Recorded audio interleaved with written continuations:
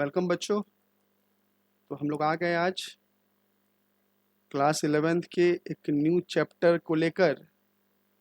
तो आज हम लोग देखेंगे यूनिट्स एंड डायमेंशन, साथ ही साथ हम लोग मेजरमेंट को भी देखने की कोशिश करेंगे। तो आज का जो चैप्टर है हम लोग उसको स्टार्ट करेंगे यूनिट्स एंड डायमेंशन को लेकर। जो हमारी चैप्टर होगी that is units and dimension.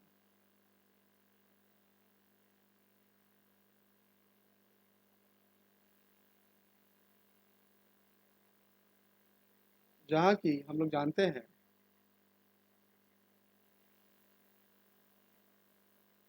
इस चैप्टर में हम लोग उन चीज़ों को देखेंगे जो कि हम लोग क्लास 9th में हम लोग ने पढ़ा था, और जहाँ तक हम लोग ने क्लास 9th में पढ़ा था वहाँ के बाद की चीज़ें यहाँ पर स्टार्ट होंगी। तो सारे लोग इस वीडियो को लास्ट तक देखेंगे। आई होप चीज़ें आपको समझ में आएंगी। तो चलिए हम लोग बिना टाइम पास किए हुए हम लोग अपनी क्लास को स्टार्ट करते हैं।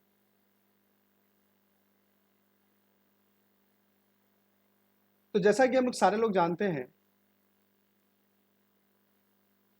कि फिजिकल क्वांटिटीज क्या होती है। सबसे पहले हम लोग जो बेसिक हम लोग देख रहे हैं दैट इज फिजिकल क्वांटिटीज।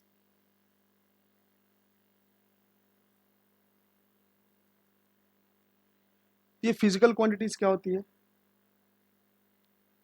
जब हम यूनिट डायमेंशन की बात करते हैं तो जो सबसे पहली चीज आती है that is a physical quantity. कहता है वो सारे क्वांटिटीज जिसका यूज हम करते हैं फिजिक्स के लॉ को डिस्क्राइब करने के लिए, दैट इज फिजिकल क्वांटिटीज। यानी इसकी डेफिनेशन होगी all the quantities all the quantities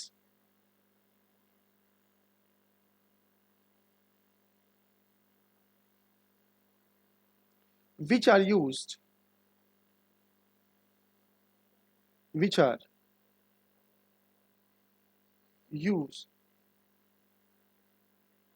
to describe the law of physics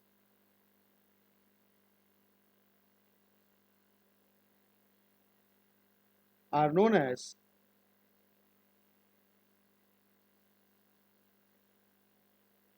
physical quantity।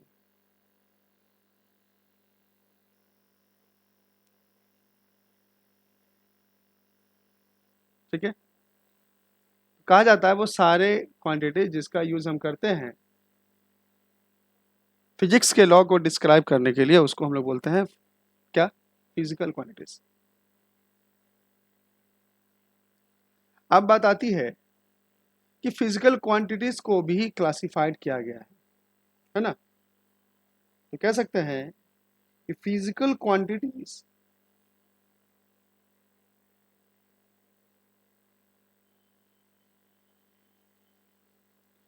can be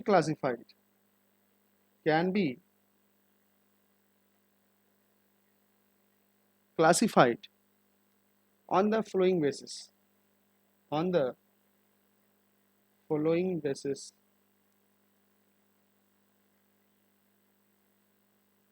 तो सवाल है कि सर किस आधार पे हम लोग डिवाइड करते हैं? तो जो पहला होता है उसको बोलते हैं based on their directional properties. पहला क्या होता है? Based on their directional properties. तो जो पहला है वो कह रहा है कि हम डायरेक्शन के आधार पर, डायरेक्शनल प्रॉपर्टीज के आधार पर भी हम लोग क्वांटिटीज को क्या किए हैं, हम लोग क्लासिफाइड किए। तो कहा जाता है इसमें जो पहला होता है डायरेक्शनल के आधार पर सबसे पहला, उसको हम बोलते हैं स्केलर। स्केलर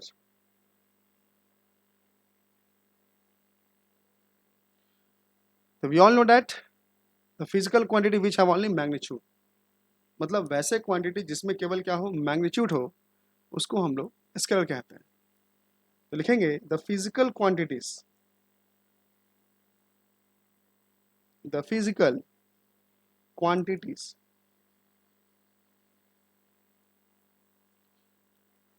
आप लोग जो भी देख रहे हैं देख रहे हैं इस वीडियो को, उनसे मेरा निवेदन है कि आप लोग पेन कॉपी से जरूर इसे नोट डाउन करें मेरे साथ साथ, ताकि आपको लिखने के वक्त चीज़ें याद होंगी, फिर अब दोबारा उसे पढ़ोगे तो चीज़ें याद होंगी, है ना। नोट्स में प्रिंटेड में वो बस कॉपी में ही रह जाता है, जो फैक्ट बात है आपको बता रहे हैं। लिखने की कोशिश करें, मेरी बातों में इंगेज रहें, आप सुने मुझे, आपको तब फिजिक्स समझ में आएगी, आप बोर नहीं होगे, है ना। ये नहीं मैं स्क्रीनशॉट ले लेता हूँ, ये कर लेता हूँ। तो अगर आप शॉर्टकट अपनाते हो तो फिर आपके जीवन में जिंदगी ही शॉर्टकट बन के रह जाएगी, आप कुछ नहीं कर सकते हो। हर सफलता एक, कहते हैं ना, एक बलिदान मांगती है, चाहे वो आपकी चैन हो, शांति हो, तो आपको किसी चीज़ को खोना ही पड़ेगा किसी चीज़ को पाने के लिए। तो अभी इस स्टेज पे आपका काम है कि चीज़ों को बार बार लिखें, बार बार सुने, बार बार पढ़ें। The physical quantities which have only magnitude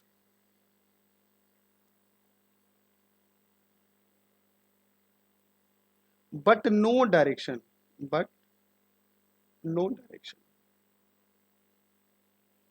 यानी इसमें डायरेक्शन नहीं होगा, are called scalar quantities.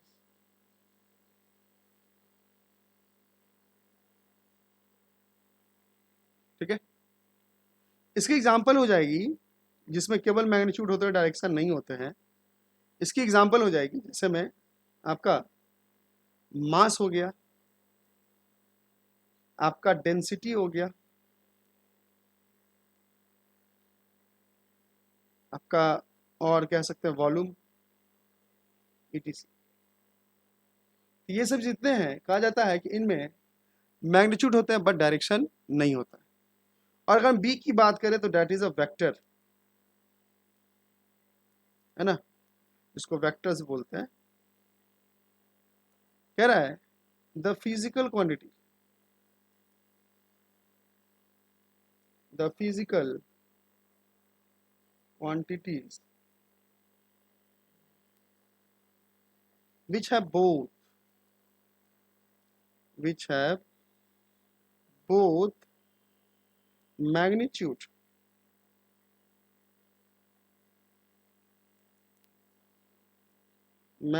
and direction, जिसमें क्या हो, मैग्नीट्यूड भी हो, साथ साथ क्या हो, डायरेक्शन हो। और आपने ये बात नहीं सुना होगा, एंड, जब मैं बोलने जा रहा हूं ध्यान सुनिएगा, एंड ओबी क्या, law of vector, law of vector. Clear है। कहता है कि क्वांटिटी जिसमें मैग्नीट्यूड और डायरेक्शन तो होनी चाहिए, साथ साथ वो लॉ ऑफ वेक्टर को भी पालन करनी चाहिए। उसी क्वांटिटी को हम लोग वेक्टर क्वांटिटी कहते हैं। जैसे आपका एग्जांपल है, एग्जांपल की अगर हम बात करें तो इसका जीता जागता एग्जांपल हो जाएगा displacement.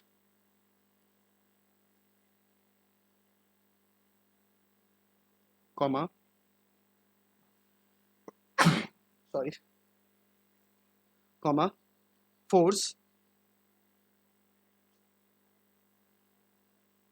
Comma, velocity and it is. ये सब जितने देख रहे हैं ना, ये आपके सारे वेक्टर क्वांटिटी। अब सवाल है कि सर इसने कहा लॉ ऑफ वेक्टर को जो ओबे करता हूं, अब सवाल है कि सर जो लॉ ऑफ वेक्टर को ओबे नहीं करता वो क्या होगा, तो हम लोग उसके बारे में बात करेंगे, है ना। जिसमें मैग्नीट्यूड होंगी, डायरेक्शन होंगी, बट लॉ ऑफ अवे को फॉलो नहीं करेगा, लॉ ऑफ वेक्टर को फॉलो नहीं करेगा। हम उसकी आगे बात करेंगे। तो हमने देख लिया based on their directional properties there are two types of quantities, that is scalar quantities and the vector quantities. And the next is number 2, see carefully,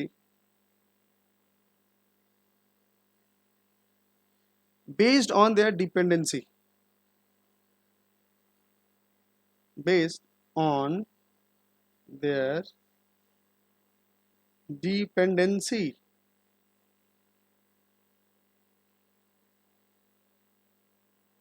मतलब डिपेंडेंसी के आधार पे भी कहता है कि दो तरह की क्वांटिटीज होती है। पहला, जिसको हम लोग फंडामेंटल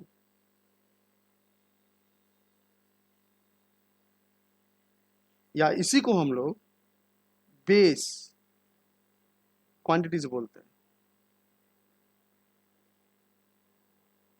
ठीक है, तो कहता है कि बेस क्वांटिटीज क्या है या फंडामेंटल क्वांटिटीज क्या है, यानी सिंपली कह सकते हैं the quantities, the quantities which do not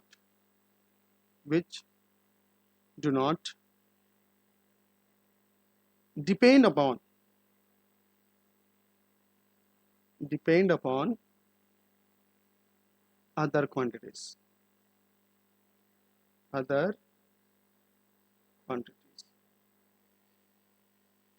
for their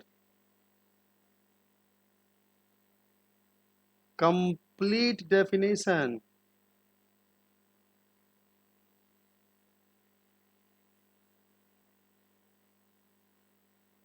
for their complete definition are known as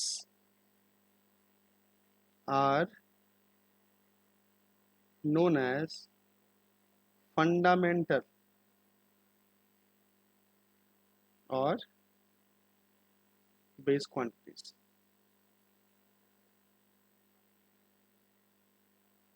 मतलब समझ रहे, कह रहा है कि वैसा क्वांटिटी जो किसी दूसरे पर डिपेंड नहीं करता हो, है ना, उसको हम लोग फंडामेंटल क्वांटिटी भी कहते हैं और इसी को हम लोग बेस क्वांटिटीज भी कहते हैं। अब अगर हम इसकी एग्जांपल की बात करें तो इसकी एग्जांपल होती है सबसे पहला लेंथ, उसके बाद अगर हम बात करें दैट इज मास, उसके बाद अगर हम बात करें that is time. There are total 7 fundamental quantities.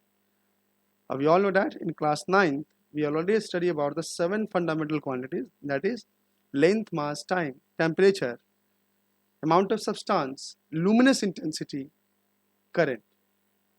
These all are fundamental quantities. Clear? Now the second is number B,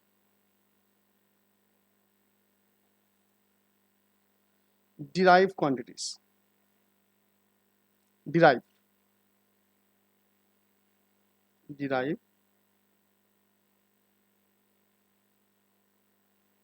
quantities.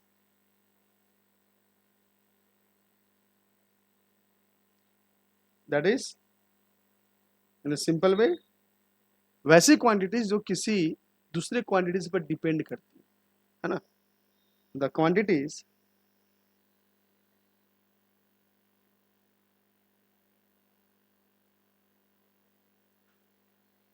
which can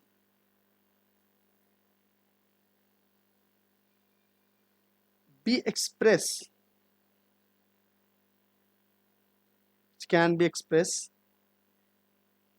in term of the fundamental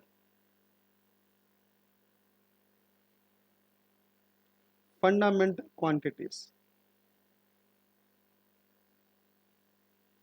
are known as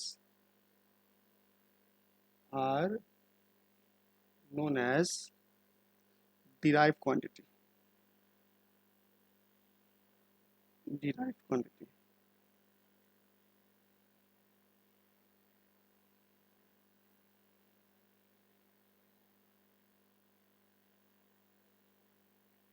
ठीक है। और अगर हम इसकी example की अगर बात करें तो इसका सबसे बड़ा कॉमन एग्जांपल है ना, जैसे में वेलोसिटी,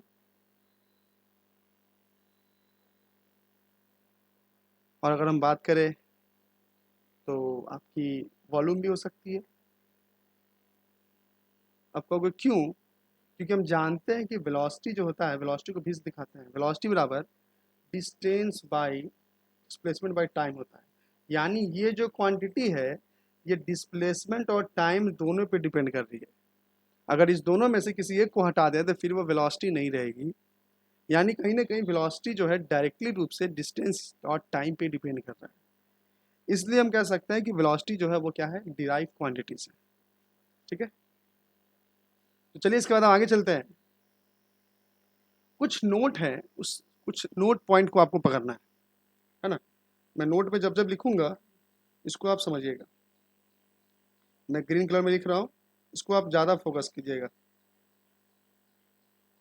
नोट कह रहा है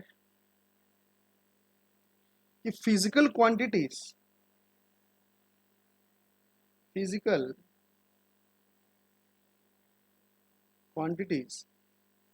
can also be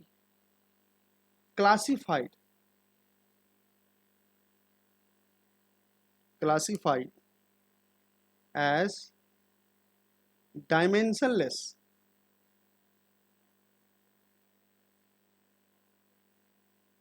dimensionless and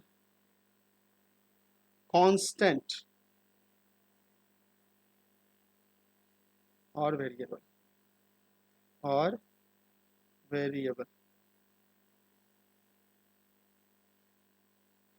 इसका मतलब क्या समझिए, कह रहा है कि physical quantities can also be classified dimensionless and constant. कह रहा है कि जो फिजिकल क्वांटिटी हमारी होती हैं उनको हम दो तरह भी डिफाइन कर सकते हैं, एक डायमेंशनलेस में और दूसरा डायमेंशनल एंड डायमेंशनलेस। सॉरी, यहाँ पे एक गलती हो गई, classified as dimensional and dimensionless होगा। क्लासिफाइड एज, इसको यहाँ से इरेज करते हैं, थोड़ी सी गलती हो गई। Classified as dimensional and dimensionless.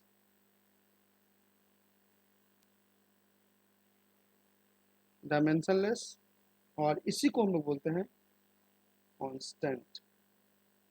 ठीक है,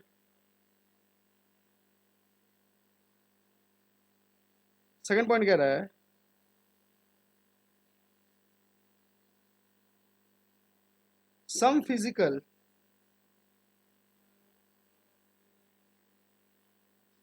some physical quantities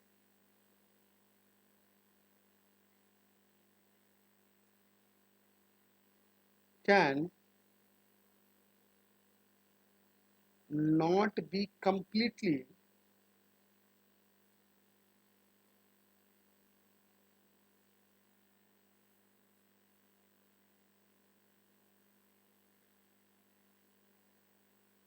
specified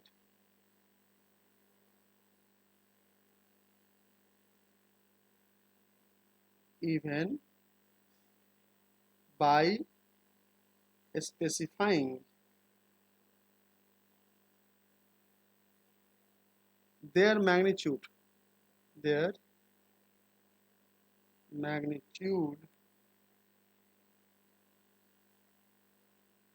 unit and direction.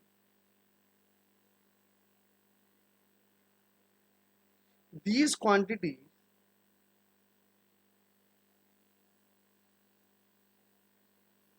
are called tensor,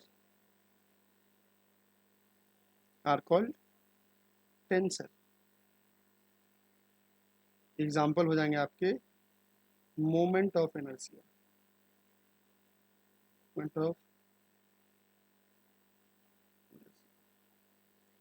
मतलब क्या हुआ, मतलब हो गया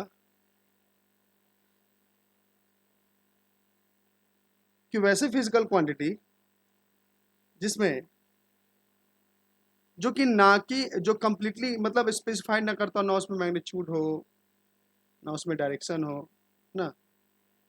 मतलब सिंपली मैंने आपको वेक्टर के बाद जो समझाया था, जिसमें डायरेक्शन मैग्नीट्यूड तो होंगे लेकिन फिर वो वेक्टर भी नहीं है, स्केलर भी नहीं है। तो उस तरह की क्वांटिटी को हम लोग कहा जाता है, हम लोग क्या करते हैं, टेंसर क्वांटिटी। तो इस चीज़ को याद रखिएगा, है ना। क्वांटिटी जो होते हैं वो जनरली दो तरह के होते हैं। कौन कौन? एक आपका स्केलर, दूसरा वेक्टर, और जो तीसरा होता है उसको बोलते हैं हम लोग टेंसर। चलिए हम लोग आगे चलते हैं।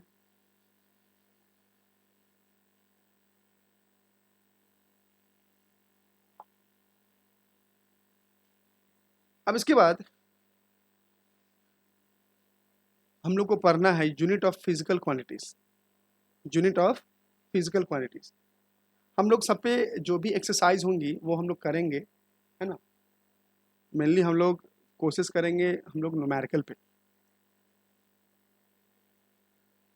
तो हम लोग साथ में चलते चलेंगे, जहाँ न्यूमेरिकल मिलेगी वहाँ हम लोग न्यूमेरिकल को भी देखेंगे, लेकिन कुछ चीज़ें बेसिक है, पहले हम लोग को बेसिक को देखते चलेंगे। अब देखिए, अब यहाँ के बाद जो हमारी टॉपिक होगी that is units of physical quantities. Units of physical quantities.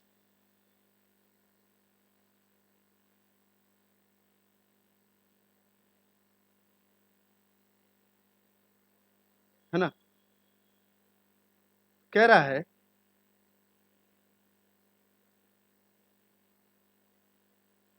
The standard measurement, क्योंकि देखिए यहाँ पे लिखाया गया यूनिट्स ऑफ फिजिकल क्वांटिटी, तो कहा जाता है the standard measurement, the standard measurement of any physical quantity, of any physical quantities are called units।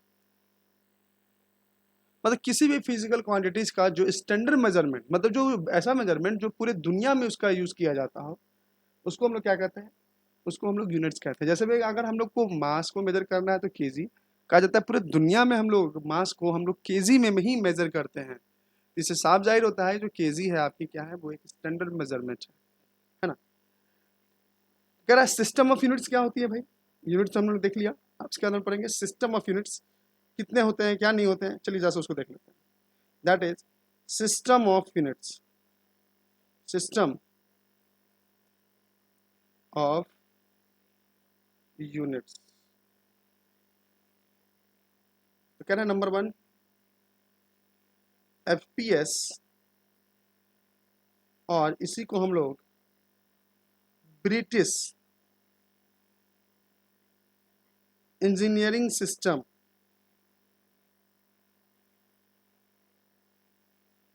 British engineering system, FPS system को हम लोग ब्रिटिश इंजीनियरिंग सिस्टम भी कहते हैं। तो सिस्टम ऑफ यूनिट जनरली 3 होते हैं, एफपीएस, सीजीएस और एमकेएस। जिसमें हम लोग सबसे पहले देख रहे हैं किसके बारे में, एफपीएस। इसी को हम लोग ब्रिटिश इंजीनियरिंग सिस्टम भी कहते हैं। अब इसकी क्या होती है, इसके अंदर क्या डेफिनेशन है, क्या इसमें हम लोग करते हैं, चलिए जानते हैं उसको। तो कह रहा है कि in this system, in this system length comma mass and time are taken as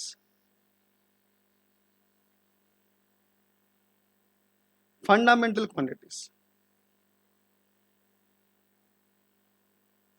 fundamental quantities,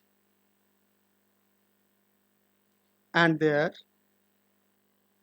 their base units are base units are foot, यानी जिसमें जो मेजर करते हैं उसको हम लोग लेंथ को फुट में मेजर करते हैं। हाँ, जो मास होती है उसको पाउंड में, पाउंड को हम लोग एलबी लिखते हैं। डब्ल्यू में होता है ना, जो मेजर में जो वेट को करते हैं वो जनरली आपको देखना वो लोग पाउंड में मेजर करते हैं, और हमारे यहाँ जो भी होता है वो केजी में होता है। और जो सेकंड यानी जो टाइम होंगे यानी सेकंड में, foot pound and second respectively. Second को हम लोग ऐसे दिखाते हैं,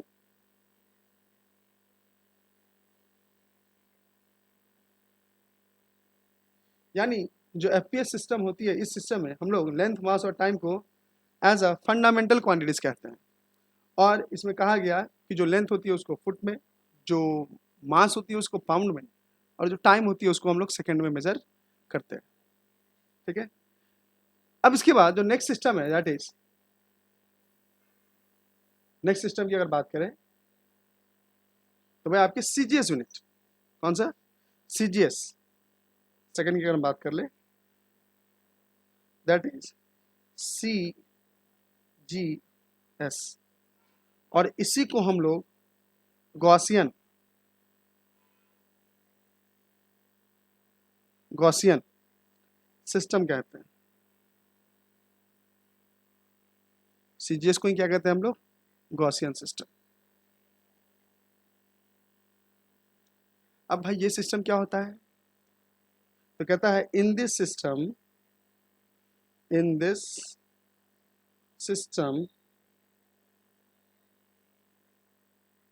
the fundamental quantities, the fundamental quantities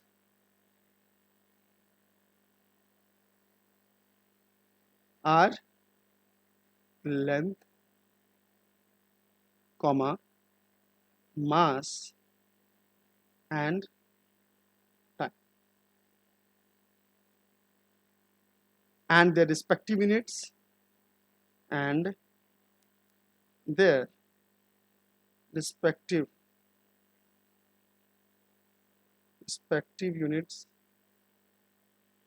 are centimetre.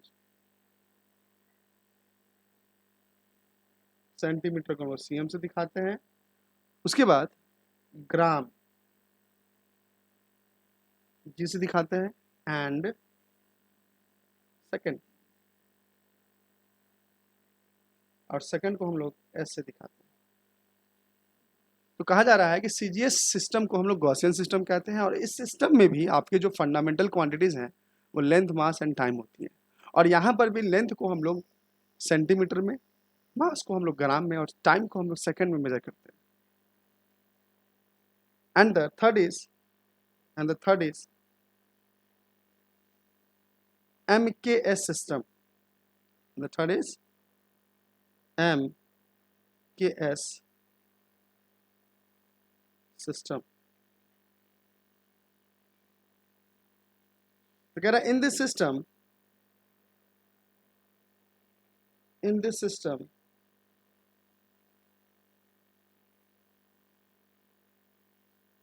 also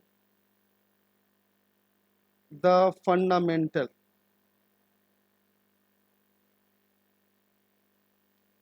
quantities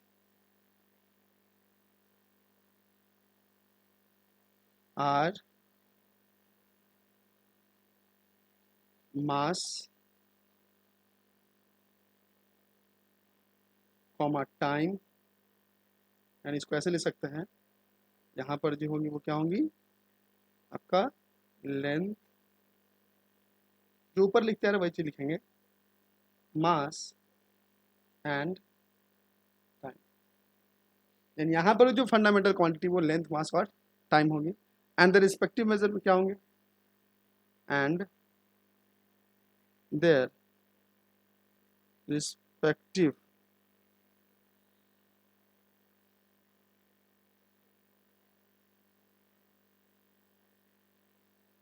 यानी सिंपली हम कह सकते हैं कि उनके फंडामेंटल यूनिट्स क्या होंगे, है ना, एंड देयर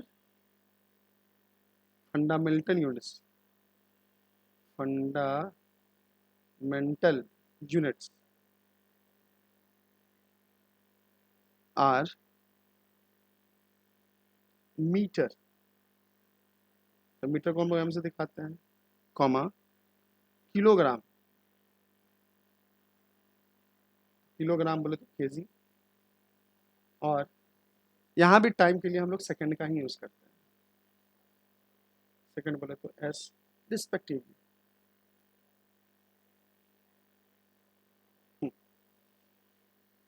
यानी यहाँ पर कहा जा रहा है कि जो एमकेएस सिस्टम होते हैं, एमकेएस सिस्टम में भी बेस फंडामेंटल क्वांटिटीज आपका लेंथ, मास और टाइम होता है। लेकिन मज़ेदार चीज़, यहाँ पर जो लेंथ होते हैं उनको हम लोग मीटर में मेजर करते हैं, जो मास होता है उसको किलोग्राम में, और जो टाइम होता है उसको हम लोग सेकंड में मेजर करते हैं। तो आई होप, उम्मीद है कि कि आपको समझ में आ रही होगी, क्योंकि ऑलरेडी हम लोग इतने धीरे धीरे चल रहे हैं ताकि चीज़ें दिक्कत नहीं होनी चाहिए। अगर आपको किसी भी चीज़ की दिक्कत होती है तो आप बेशक कमेंट सेक्शन में पूछ सकते हैं आप। दूसरी चीज़, मेरे पढ़ाने के बाद आप एनसीईआरटी बुक को जरूर से जरूर एक बार रीड करें, आपको बहुत सहूलियत मिलेंगी, है ना। मैं ये नहीं कहता हूँ कि मैं पढ़ा रहा हूँ तो आपकी आईआईटी हो जाएगी, मेडिकल हो जाएगी, आप 12th बहुत अच्छे से पास कर जाओगे, मैं इस चीज़ की कभी गारंटी नहीं लूँगा। हाँ, लेकिन मैं इतना ज़रूर कहूँगा कि अगर मैं पढ़ा रहा हूँ, अगर आप अच्छे से पढ़ लेते हो, तो आप पूरे बुक में मैंने जिस चैप्टर को पढ़ाया है उसमें से आपको कोई भी, आप कहीं से कुछ भी पूछ ले, आप बता दोगे। लेकिन मैं जैसे कह रहा हूँ आप उस तरह ज़रूर करें, है ना। और अब इसलिए कि जब बुक आपके पास है तो नीट हो कि एडवांस हो कि जेई हो, वो आपसे नहीं छूटेंगे। Now the last is international system of units, number 4, international, international system, इसी को हम लोग SI of units.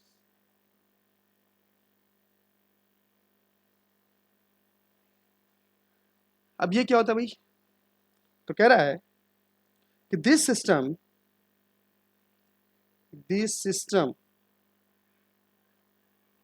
Is modification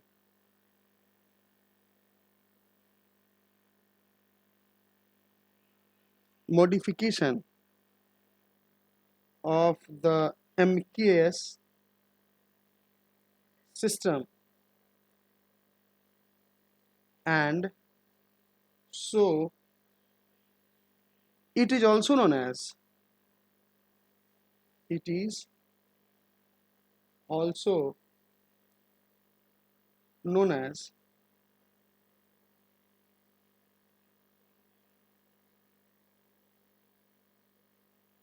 rationalized MKS system, rationalized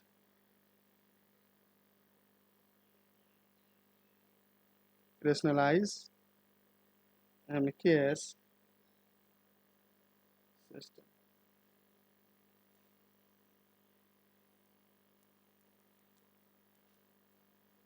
तो कहता है कि ये जो सिस्टम है ये जनरली क्या है, ये मॉडिफिकेशन किसका, एमकेएस सिस्टम का मॉडिफाइड रूप है, और इसी को हम लोग एसआई यूनिट्स या इसी को इंटरनेशनल सिस्टम ऑफ यूनिट्स भी बोलते हैं। तो एसआई यूनिट्स कोई समथिंग, कोई अलग यूनिट नहीं है, ये आपको एमकेएस सिस्टम से ही बना है। और कहा जाता है इसके अलावे दो ऐसे सप्लीमेंट्री यूनिट्स है जिसको हम लोग इंक्लूड करते हैं, किसमें, एसआई सिस्टम में। तो उसको भी यहीं पे देख लेते हैं हम लोग। कह रहा है कि besides the three base units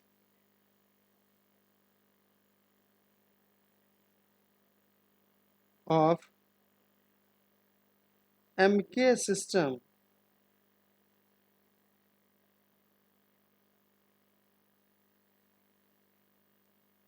4 fundamental units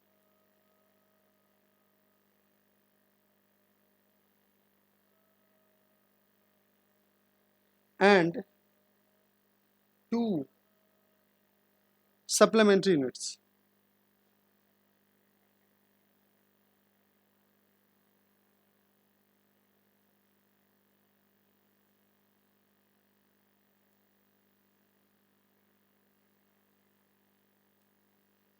Two supplementary units are also included in this system. Are also included in this system. कह रहा है कि जो आपके एसआई सिस्टम होते हैं, एमके सिस्टम होते हैं, कहता है उसमें 3 बेस यूनिट्स होते हैं और 4 फंडामेंटल एंड 2 सप्लीमेंट्री यूनिट्स होते हैं। यानी टोटल कितने हो जाएगा? 4 3 7 और 2 मिला के 9। टोटल एसआई सिस्टम में टोटल 9 यूनिट्स होते हैं। ठीक है, अब हम लोग इसको समझने की कोशिश करेंगे, इसमें है कौन कौन, है ना, देखते हैं। उसको लिखेंगे some basic SI base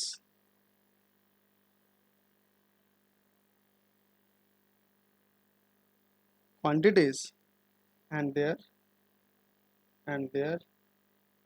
units। कौन है थोड़ा समझते हैं। देखिए यहाँ पे एक लाइन ऐसे हम लोग ने ड्रॉ कर लिया, एक लाइन हमने यहाँ ड्रॉ कर लिया और एक यूनिट के लिए, है ना, और लास्ट आपका सिंबल।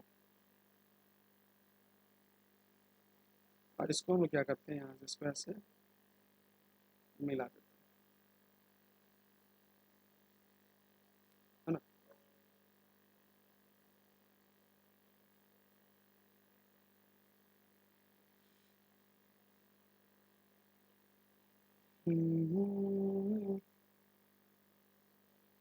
चलिए एक यहाँ हम लोग बढ़ा लेते हैं। तो यहाँ पे हम लोग लिखेंगे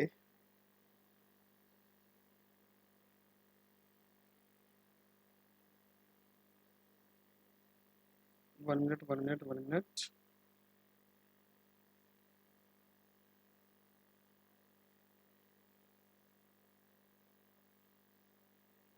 चलिए तो यहाँ आपका सीरियल नंबर हो जाएगा, यहाँ आपके फिजिकल क्वांटिटीज हो जाएंगे,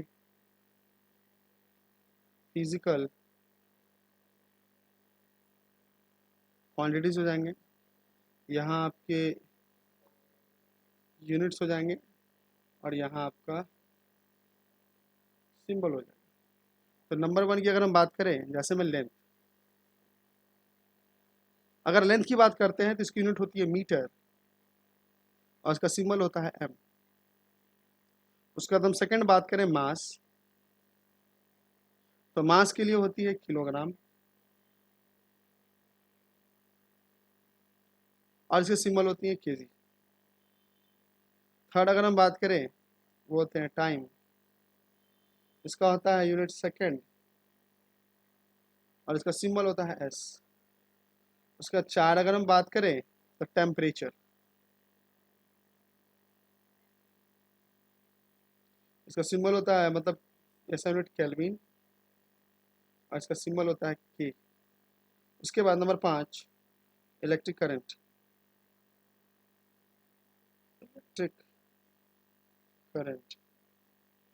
इलेक्ट्रिक करंट इसका सिंबल होता है, ऐसा यूनिट होते हैं एम्पियर और सिंबल ए। उसके बाद number 6 luminous intensity,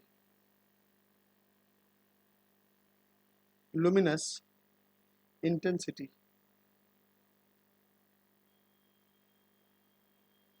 luminous intensity that is candela, और कैंडेला को हम सीडी से दिखाते हैं। और नंबर 7 आपका होगा last amount of substance, amount of substance, amount of substance इसकी जो यूनिट होती है वो होती है मोल, और इसको सिंबल में दिखाते हैं MOL। तो ये टोटल 7 आपके फंडामेंटल यूनिट्स हैं, और जिसको आपको पढ़ना भी है, इसके बारे में आपको जानकारी होनी चाहिए। आगे बढ़ते हैं हम लोग। अब देखिए,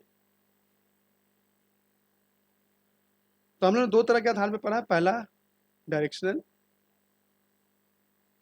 एक वेक्टर स्केलर, फंडामेंटल और डिराइव, और तीसरा पढ़ेंगे हम लोग क्लासिफिकेशन ऑफ यूनिट्स, है ना, यूनिट्स को कैसे क्लासिफाइड किया गया। तो क्लासिफिकेशन ऑफ यूनिट्स के बारे में हम लोग पढ़ेंगे, जो हमारी नेक्स्ट टॉपिक होगी।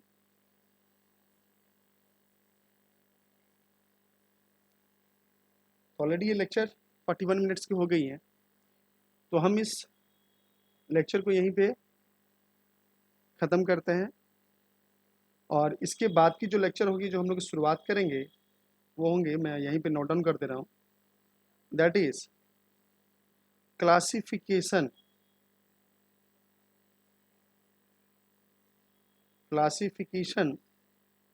Of units. हम लोग सेकेंड लेक्चर में हम लोग यहाँ से स्टार्ट करेंगे। तो यदि आपको वीडियो अच्छी लगी हो तो वीडियोस को जरूर लाइक करें। फेसबुक पेज पे अगर हैं तो आप जरूर पेज को फॉलो करें, शेयर करें। यूट्यूब पे देख रहे हैं तो चैनल को सब्सक्राइब करना ना भूलें, ताकि हमारे आने वाले जो भी वीडियोस हैं वो सबसे पहले आपके तक पहुंच जाए। और मैं फिर कहूँगा, हमारे पढ़ाने का अंदाज सबसे अलग है, और अगर आप मुझे भीड़ में भी ढूंढोगे तो हम नहीं मिलेंगे, ये हमारा वादा है आपसे। बाकी पढ़ते रहिए, मेहनत करते रहिए, और अपने ड्रीम के पीछे भागते रहिए। तो चलिए, आज की क्लास हम लोग ख़त्म करते हैं। Bye bye, thank you, have a nice day, good night.